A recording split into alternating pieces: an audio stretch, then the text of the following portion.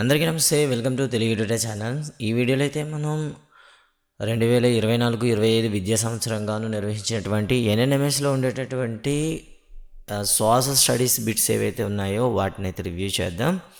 So మీరు ఎవరైనా first time చూస్తుంటే ఛానల్ సబ్స్క్రైబ్ చేయండి. అదేవిధంగా బెల్ ఐకాన్ ఎనేబుల్ చేసుకున్నట్లయితే మా నెక్స్ట్ వచ్చే వీడియోస్ యొక్క అప్డేట్స్ని మీరు మిస్ కాకుండా ఉంటారు. ఇక చూసుకున్నట్లయితే ఫస్ట్ మనకి హిస్టరీ క్వశ్చన్స్ అయితే కనిపిస్తున్నాయి. హిస్టరీ క్వశ్చన్లో మనం చెక్ చేసుకున్నట్లయితే so individual soul is a part of entity, this the principle of. So ఈ సూత్రం అనేది క్రింది ఏ లక్షణంలో ఉంటుందని అడిగారు. నిజానికైతే ఇది విశిష్ట అద్వైతం యొక్క లక్షణం అనమాట. తర్వాత 147 east India company began this trade in which state in India. East India company తన వ్యాపారాన్ని మొట్టమొదటిగా ఏ స్టేట్లో స్టార్ట్ చేసింది అంటే కలకత్తా అని చెప్తాం, బెంగాల్ అనమాట. Who among the following were associated with ryotwari system. Ryotwari విధానంతో సంబంధం ఉన్న వ్యక్తి ఎవరంటే so Alexander Reid and Thomas Munro ఇద్దరూ కూడా ఉన్నారు. కాబట్టి option 3 correct. Chronological order of డైనస్టీని. సో చూడండి, ఇక్కడ కొన్ని మనకి ఢిల్లీ సుల్తాన్లు పరిపాలించేటటువంటి వర్గాలు అయితే ఉన్నాయి, రాజవంశాలునే. వాటిని కరెక్ట్ ఆర్డర్ రాయండి అని చెప్పాడు. సో మనకి ఇందులో ఫస్ట్ వచ్చింది మమ్లుక్ అంటాము, తర్వాత ఖిల్జీ, తర్వాత తుగ్లక్, తర్వాత సయ్యద్, తర్వాత Lodi. So option 3 is the right answer అవుతుందన్నమాట. ఇక తర్వాత చూసుకున్నట్లయితే the tillers had to pay days of their products as a land revenue in the region of Delhi sultan. Delhi సుల్తాన్ల కాలంలో మనకి ల్యాండ్ రెవెన్యూగా ఎంత శాతం చెల్లించేవారు, ట్యాక్స్ ఎంత అని అడిగాడు అనమాట. 1/3 part. The founder of Kalyani Chalukya. Kalyani చాళుక్యుల సామ్రాజ్యాన్ని స్థాపించింది ఎవరంటే తైలప 2 అండి, రెండవ తైలపుడు. Identify the wrongly matched pair. ఇందులో తప్పుగా జత చేసిన దాన్ని గుర్తించండి అంటే సో చూడండి, ఇక్కడ Prataparudra constructed Rudreshwara temple in Hanamkonda అని ఉంది, ఇది తప్పండి. ఇక తర్వాత చూసుకున్నట్లయితే నృత్య రత్నావళి అనే పుస్తకాన్ని రచించింది ఎవరంటే మనందరూ తెలిసిందే జయాబ్ సేనాని. సో ఆప్షన్ 1 అనమాట. Which of the following aspect is not related to Srikrishna Devaraya. మనకి శ్రీకృష్ణ దేవరాయలతో సంబంధం లేనిది ఏది అంటే స్కాలర్స్ నోన్ యాజ్ అష్టదిగ్గజ, ఇది రైటే. Telugu work named as Amuktamalyada, ఇది కూడా కరెక్టే. టైటిల్ ఆఫ్ ఆంధ్ర భోజ, ఇది కూడా కరెక్టే. Friendly relation with French and British, ఇది తప్పండి. ఫ్రెంచ్తో బ్రిటిష్తో వీళ్ళకి లేవన్నమాట. డచ్తో వీళ్ళైతే సంబంధాలు ఉండేవి. తర్వాత 155 క్వశ్చన్ చూసుకుందామండి. It is said that even if he was the emperor of India, he would cover his own expenses with the money he earned by sewing hats. చూడండి ఒకసారి, తనకు భారతదేశానికి మంత్రి అయిన భారతదేశానికి చక్రవర్తి అయినప్పుడు కూడాను తనకు కావాల్సిన డబ్బులను కేవలం క్యాప్లను అంటే ఏవైతే ఉన్నాయో టోపీలు ఉన్నాయో వాటిని కుట్టడం ద్వారా సంపాదించి వాటిని వినియోగించినటువంటి చక్రవర్తి ఎవరంటే ఔరంగజేబ్ అని చెప్తాను అనమాట. So Aurangzeb is the right answer. ఇక తర్వాత జాగ్రఫీలోకి వచ్చేసరికి in physical map violet colour shows the height of. So సాధారణంగా మనకి మ్యాప్లో చూసుకున్నట్టే ఫిజికల్ మ్యాప్లో చూసుకుంటే వైలెట్ రంగు అనేది ఎంత ఎత్తుని సూచిస్తుందంటే సో 3000 to 700 MSL అండి. 3000 నుండి 7000 మీన్ సీ లెవెల్ హైట్ ఉంటే దాన్ని వైలెట్ కలర్తో మనం సూచించడం అనేది జరుగుతుంది. ఇక తర్వాత India lies in the northern hemisphere with the latitudes. So భారతదేశం అనేది ఏ 2 లాటిట్యూడ్స్ ఉందంటే 8 degrees 4 to 37 degrees 6 minutes మధ్యలో ఉందన్నమాట. Balancing the need to use resources and also conserve them for the future is called. అంటే రిసోర్సెస్ని సమతుల్యంగా వాడుతూ భవిష్యత్తు తరాలను దృష్టిలో పెట్టుకొని పొదుపుగా వాడడాన్ని ఏమని పిలుస్తారంటే సుస్థిర అభివృద్ధి, సస్టైనబుల్ డెవలప్మెంట్ అని పిలుస్తాం. The bare ground between plants is covered with the straw, this is known as. చూడండి ఒకసారి, సో సాధారణంగా ఈ నేలల్ని మనం అంటే bare ground between plants is covered with straw, this is known as. అంటే 2 అంటే చెట్ల మధ్యన ఉండే తలాల్ని మనం గడ్డితో మనం పెంచినట్లయితే వాటిని ఏమని పిలుస్తారని అడిగాడు. నిజానికి దీన్ని మల్చింగ్ అని పిలుస్తాం, అంటే పంట మొక్కలు మనం వేస్తూ ఉంటాం అనమాట. తర్వాత 160 the big bang theory about the origin of the universe was first proposed by. Big bang థియరీని ప్రపోజ్ చేసింది ఎవరంటే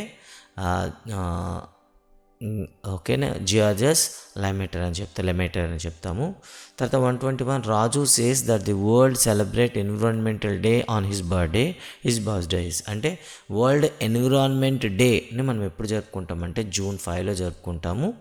సో తర్వాత the correct order of the 3 layers of the earth పైన ఉండేటటువంటి 3 వరుస లేయర్స్ ఏంటంటే ఫస్ట్ వన్ వచ్చేదాన్ని క్రస్ట్ అంటాము, రెండోది మ్యాంటిల్, మూడోది కోర్ అని పిలుస్తాం. ఐడెంటిఫై ది రాంగ్ మ్యాచ్డ్ పేర్ అండి. సో మనకి చాలా రీజన్స్ ఉంటాయి కదా, సో వరల్డ్ జాగ్రఫీలో ఇందులో ఉండే రీజియన్స్లో తప్పుగా ఉన్నది ఏదని అడిగారు. స్టెప్పీస్ అండి, తప్పుగా ఉంది. నిజానికి 55 degrees to 71 ఉంది. నార్త్ అండ్ సౌత్ హెమిస్ఫియర్ ఇది తప్పుగా ఉందన్నమాట. Andhra Pradesh does not possess this type of forest. ఆంధ్రప్రదేశ్లో ఈ రకమైన అడవులు లేవని అనమాట. సో మనకి డెడ్యూసెస్ అంటే మనకి ముళ్ళ అడవులు ఉన్నాయి, మాంగ్రూవ్స్ ఉన్నాయి, అండ్ డెడ్యూస్ అంటే ఆకురాల్చ అడవులు, అండ్ త్రోనీ ఫారెస్ట్ అంటే ముళ్ళ అడవులు కూడా ఉన్నాయి. ఎవర్గ్రీన్ ఫారెస్ట్ అనేవి భూమధ్యరేఖ ప్రాంతంలో ఉంటాయి, ఇవి మనకైతే లేవన్నమాట. Forest right act was passed in the year. Forest right అటవీ హక్కుల చట్టం ఏ సంవత్సరంలో తీసుకొచ్చారు అనే క్వశ్చన్ అయితే మీకు అడగడం జరిగింది. 2006లో తీసుకువచ్చారు. ఇక పొలిటికల్ సైన్స్కి వచ్చేసరికి who appointed the governor of a state. ఒక గవర్నర్ని, ఒక స్టేట్ యొక్క గవర్నర్ని ఎవరు మనకి నియమిస్తారు అంటే రాష్ట్రపతి అండి నియమిస్తారు, ప్రెసిడెంట్ అనమాట. The term of office for the member of legislative council is. So legislative council యొక్క ఆఫీస్ అనేది ఎన్ని సంవత్సరాలు ఉంటుందంటే సాధారణంగా ఇది మనకి 6 years ఉంటుందండి. సో మనకి ఏదైతే మనకి అక్కడ రాజ్యసభ చెప్తామో ఇక్కడ లెజిస్లేటివ్ కౌన్సిల్ కూడా అలాగే చెప్తాం, 6 years అనమాట. The president of the India constituent assembly by. Indian constitution assembly by చూడండి ఒకసారి. ఇండియన్ కాన్స్టిట్యూషన్ అసెంబ్లీని యొక్క ప్రెసిడెంట్ ఎవరు అని అడిగారు అనమాట. సో ఇది అందరూ తెలిసిందే మనకి, ఎవరంటే బాబు రాజేంద్ర ప్రసాద్ గారు. So the constitutional article related to right to life. Okay, మధ్యలో ఇంకో క్వశ్చన్ వదిలేస్తాను. The number of union territories in India now. ప్రస్తుతం భారతదేశంలో కేంద్ర పాలిత ప్రాంతాలు ఎన్ని ఉన్నాయంటే 8 ఉన్నాయండి. The constitutional article related to right to life. So జీవించే హక్కు ఇచ్చేటటువంటి భారత రాజ్యాంగంలోని యాక్ట్ ఎంత అని అడిగాడు అనమాట. So 21. The chief justice of India at present is. ప్రస్తుత భారతదేశం యొక్క చీఫ్ జస్టిస్ ఎవరు అన్నారు, బట్ ఇందులో రైట్ ఆన్సర్ అయితే మనకి లేదండి. ఓకేనా, కాబట్టి ఇది మనకి యాడ్ స్కోర్ అనేది ఇవ్వడం అయితే జరుగుతుంది. ఓకేనా, డివై చంద్రచూడ్ ఉంది. ఓకే, ఇదైతే యాడ్ స్కోర్ ఇచ్చారు, చంద్రచూడే బట్ డివై కాదు. సో నెక్స్ట్ వన్ చూస్తే 172 అండి. So which of the following statement are true. The Rajya Sabha functions primarily as the representatives of the states. So representative స్టేట్స్కి చేస్తుంది అంటే ఇది కరెక్టేనండి. Legislation can also be initiate in Rajya Sabha. Yes అండి, చట్టాలు అనేది రాజ్యసభలో కూడా ప్రవేశపెట్టవచ్చు.